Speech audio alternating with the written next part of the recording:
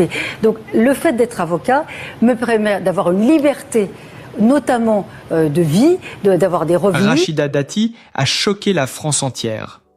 Dans une interview inattendue et pleine de tension, la ministre de la Culture a brisé un silence qu'elle semblait vouloir garder à tout prix. Devant les caméras, son ton était ferme, son regard assuré. Il est temps que la vérité soit dite sur Carla Bruni, a-t-elle déclaré. Ces mots ont suffi à enflammer les réseaux sociaux et à plonger le monde politique et médiatique dans la stupeur. Personne ne s'attendait à une telle révélation. À 59 ans, Carla Bruni, ancienne première dame, icône de l'élégance et figure de la chanson française, se retrouve au cœur d'un tourbillon médiatique d'une ampleur inédite. Rachida Dati, autrefois proche du couple présidentiel, aurait, selon ses propres termes, rompu un serment qu'elle s'était imposé depuis plus d'une décennie. Mais pourquoi maintenant ? Pourquoi ce besoin soudain de parler ? Son aveu, présenté comme un devoir de vérité, cache-t-il une blessure personnelle ou une revanche politique ?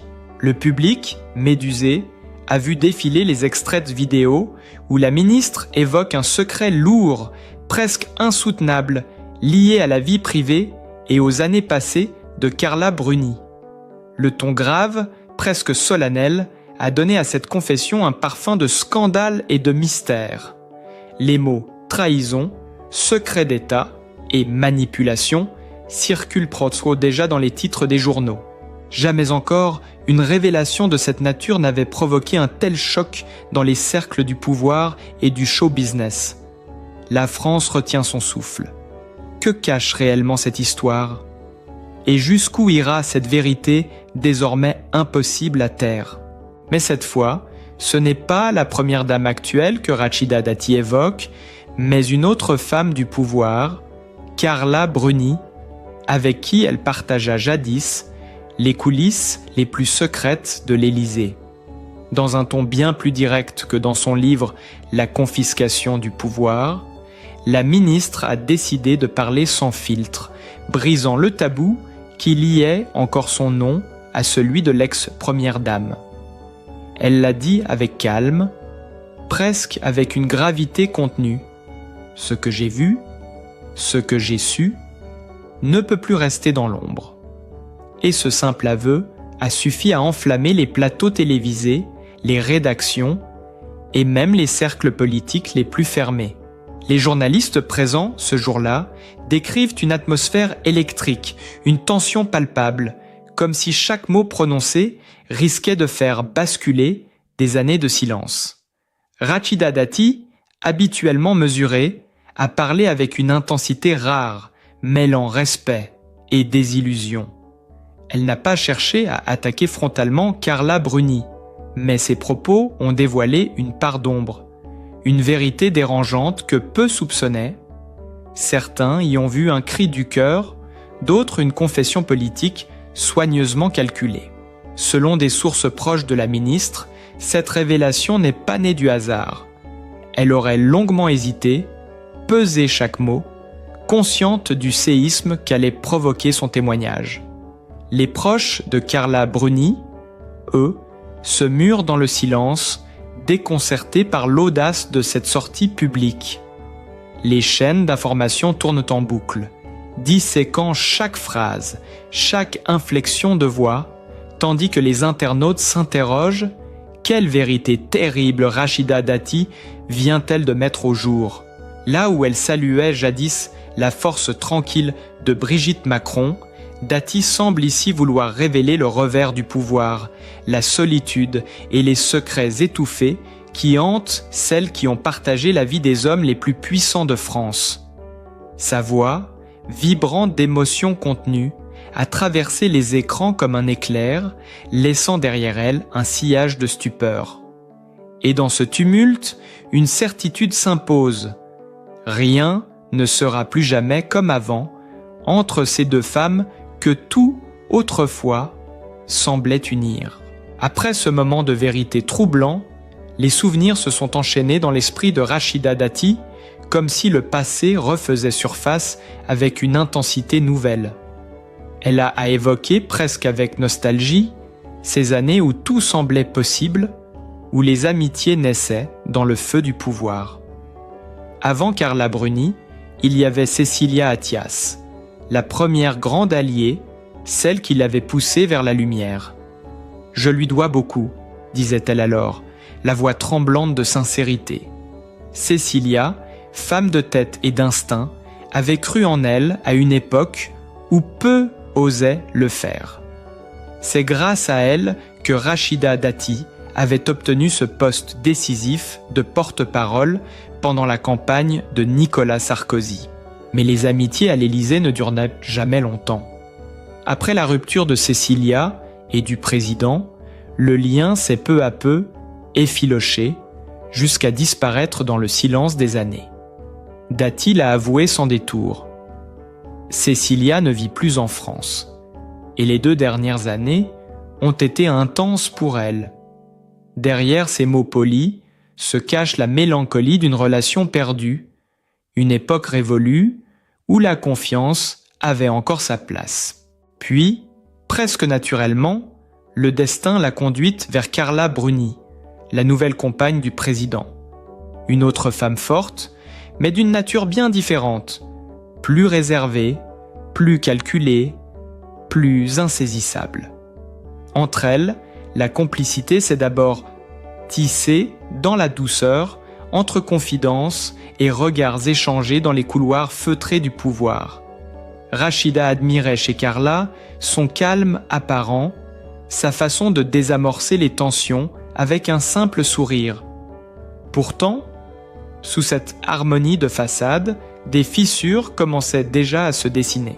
Sur le plateau de Quelle époque, en octobre 2022, Dati est revenue sur cette période avec un mélange de tendresse et de trouble. Ces mots, choisis avec soin, laissaient deviner qu'entre les 2 femmes, quelque chose d'invisible s'était brisé. Une confiance, un secret, peut-être une promesse non tenue. Le public, suspendu à ses lèvres, percevait que derrière le ton apaisé de la ministre se cachait une tension plus profonde, celle d'une vérité encore inavouée. Et c'est là, dans ce souvenir précis, que le ton de Rachida Dati a changé. Sa voix s'est faite plus douce, presque tremblante, comme si derrière la ministre s'exprimait la mère, la femme, l'amie reconnaissante. Sans détour, elle a confié. Elle a fait quelque chose pour moi et pour ma fille qui était fondamental.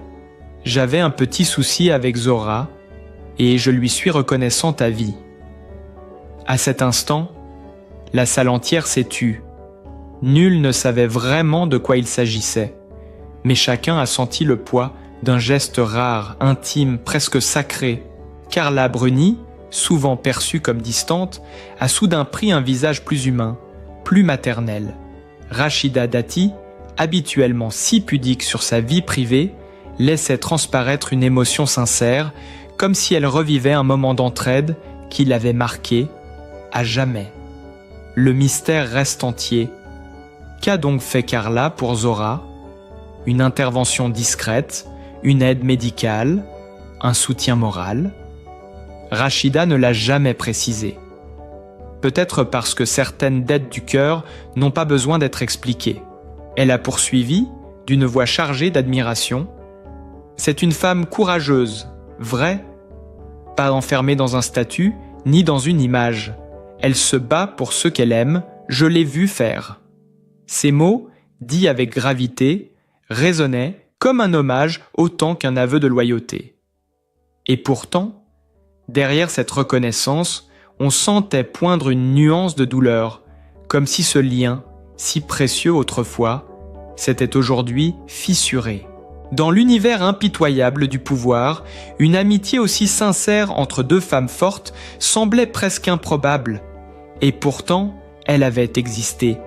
Réelle, vibrante, tissée d'affection et de respect mutuel. Ce moment suspendu sur les plateaux télévisés, capturé par les caméras, a laissé une empreinte indélébile. le public avait la sensation d'assister à une scène rare. La chute des masques, l'apparition de la vérité nue, celle que ni le protocole ni la politique ne peuvent dissimuler.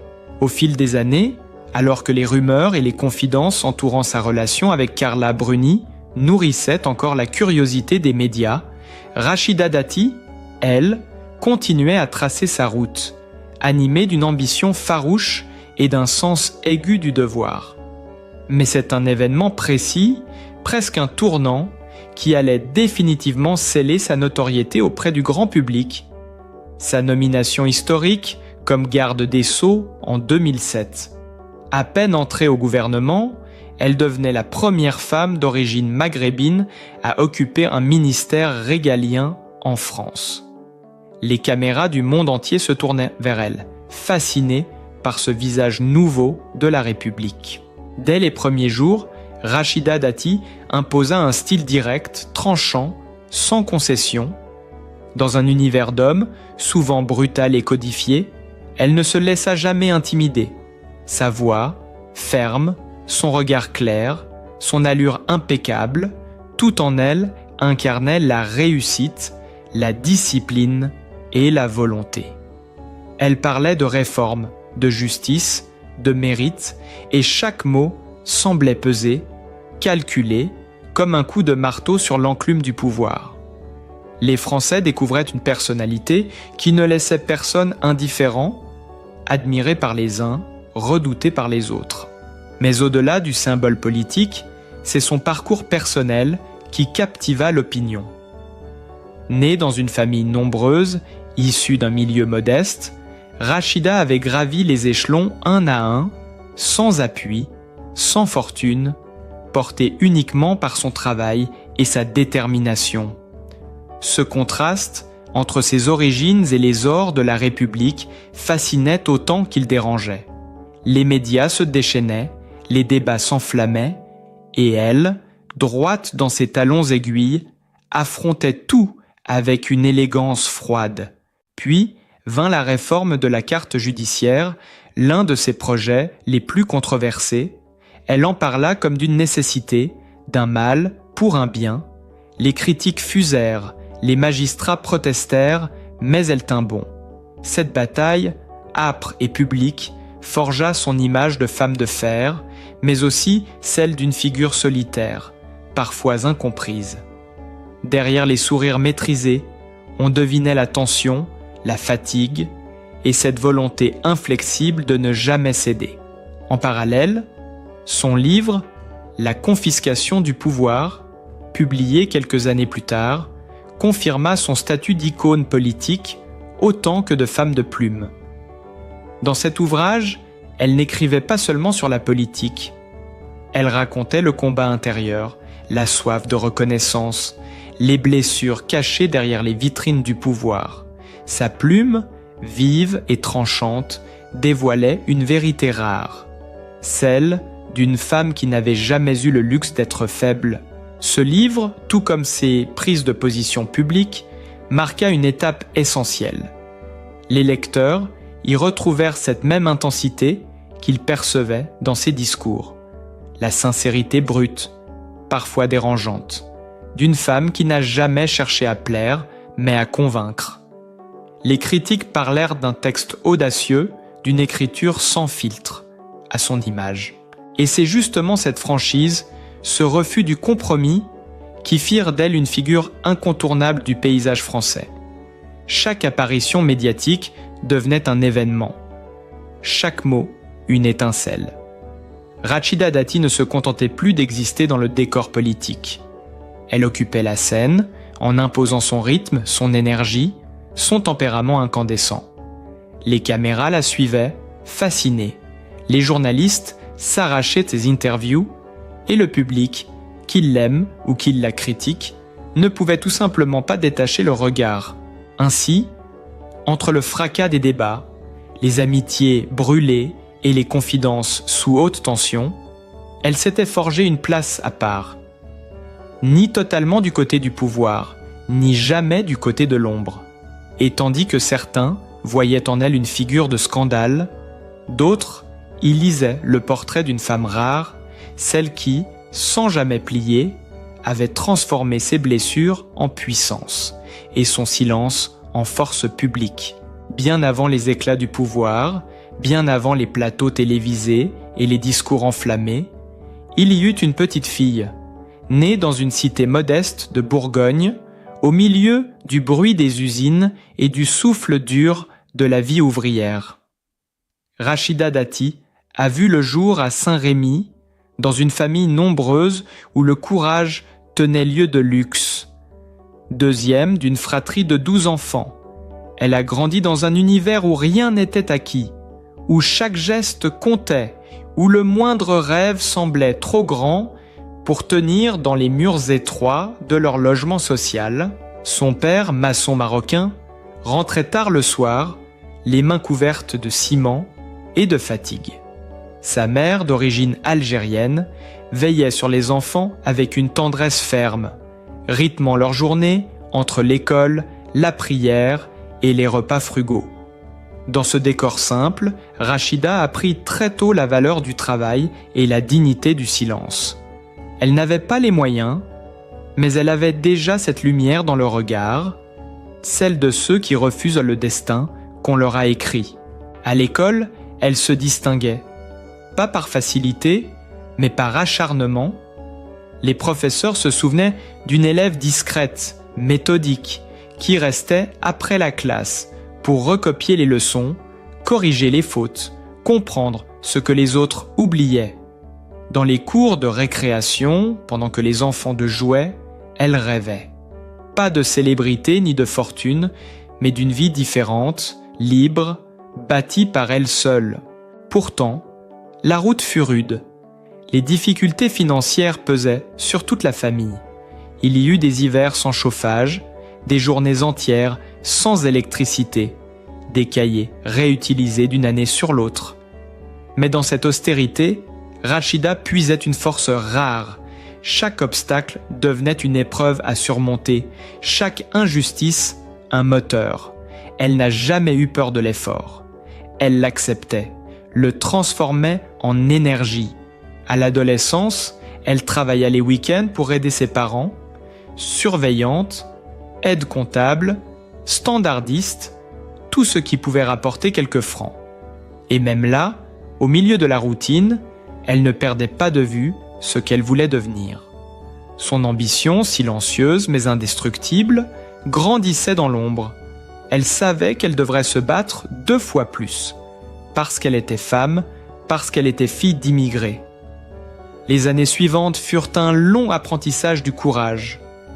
Étudiante en droit à Dijon, puis à Assas, elle cumulait les petits boulots, dormait peu, vivait à la hâte. Mais son regard restait fixé sur l'essentiel, apprendre, comprendre, gravir. Elle se nourrissait d'injustice comme d'un carburant. Ses camarades la décrivaient comme brillante, exigeante, parfois dure, déjà habitée par une énergie hors du commun.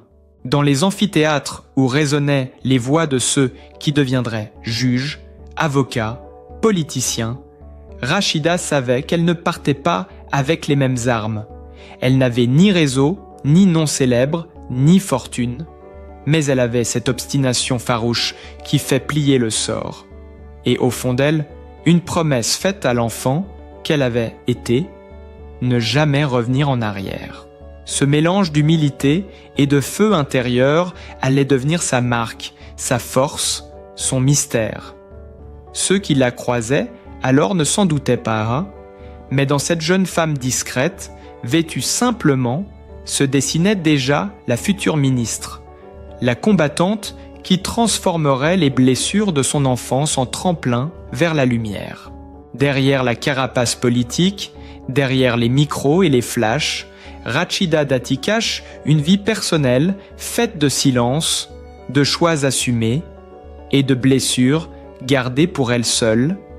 Loin des ors de la République, elle n'a jamais cherché à se conformer à une image de femme parfaite. Son histoire intime, souvent entourée de mystères, s'est écrite avec la même intensité que son parcours public. Dans la lutte, la discrétion et la volonté farouche de tout contrôler sans jamais tout dire. En 2009, la France entière découvre un nouveau chapitre de sa vie, la naissance de sa fille, Zora. L'annonce avait provoqué un véritable séisme médiatique. À l'époque, Rachida est encore garde des Sceaux et incarne la rigueur du pouvoir. Puis, soudain, elle devient mère, seule, sans révéler l'identité du père. La presse s'emballe, les spéculations fusent, les rumeurs se multiplient. Mais Rachida reste impassible. Elle ne confirme rien, ne dément rien. Elle protège son enfant avec une force presque animale, érigeant autour de Zora un mur de silence et d'amour. Cette maternité survenue au cœur de la tempête politique change profondément son rapport au monde. Ceux qui la connaissent de près disent qu'elle s'est adoucie, que ses priorités ont changé. Elle ne le dit pas, mais tout dans son regard le trahit. Zora est devenue le centre de sa vie, la seule cause pour laquelle elle baisserait la garde. On la voit parfois très tôt le matin, déposant sa fille à l'école avant de filer vers un ministère, un plateau ou une réunion. Entre deux obligations, elle vole des instants de tendresse, des moments simples qu'elle garde jalousement, loin des caméras. Quant à sa vie sentimentale, elle reste une énigme, jamais mariée, souvent courtisée, toujours insaisissable. Rachida ne s'est jamais laissée définir par un homme. Elle l'a dit un jour avec cette franchise qui la caractérise. « Je n'ai pas besoin d'être protégée, je me protège moi-même. » Ce détachement, certains y voient de la froideur. D'autres y lisent une forme d'indépendance absolue. Elle a aimé sans doute, mais à sa manière, discrètement, sans exposition, refusant de mêler le cœur au tumulte du pouvoir. Son quotidien, entre Paris et le 7e arrondissement, respire la rigueur d'une femme organisée, presque militaire. Son appartement, spacieux mais sans ostentation, reflète son goût pour la sobriété. Mûr, clair, peu de tableaux, des livres alignés au cordeau. Ce n'est pas un lieu de représentation, mais un refuge, une forteresse où elle retrouve le calme après les tempêtes médiatiques. Là, seule ou avec Zora, elle se permet enfin d'être simplement elle-même, une mère, une femme qui lit, qui cuisine parfois, qui rit aussi, loin du regard public. Ce contraste entre la figure publique et la femme privée fascine. On la voit sur les plateaux, implacable, ironique, parfois mordante, mais ceux qui franchissent la porte de son intimité découvrent une Rachida tendre, protectrice, pudique. Elle ne se plaint jamais, mais elle confie à ses proches combien il est difficile de concilier le pouvoir et la maternité, l'image et la vérité. Et pourtant, malgré les pressions, les attaques, les trahisons, elle ne lâche rien. Sa maison, ses habitudes, sa fille, tout cela constitue son socle, son équilibre fragile mais indestructible. C'est là, dans cette vie personnelle, qu'elle a façonné, à la force du poignet, que réside le vrai mystère d'Ati. Une femme qui n'appartient à personne, sauf à elle-même et à l'enfant qu'elle a choisi d'aimer sans condition. Née dans une famille modeste d'origine marocaine et algérienne, Rachida Dati a grandi au cœur d'une fratrie nombreuse dans une cité ouvrière de Chalon-sur-Saône. Dès son plus jeune âge, elle s'est distinguée par une volonté farouche de s'en sortir, un regard déterminé qui trahissait déjà l'ambition d'une femme promise à un destin singulier. Après des études en droit et en économie, elle gravit un à un les échelons d'un monde politique où peu de femmes, encore moins issues de l'immigration, avaient trouvé leur place.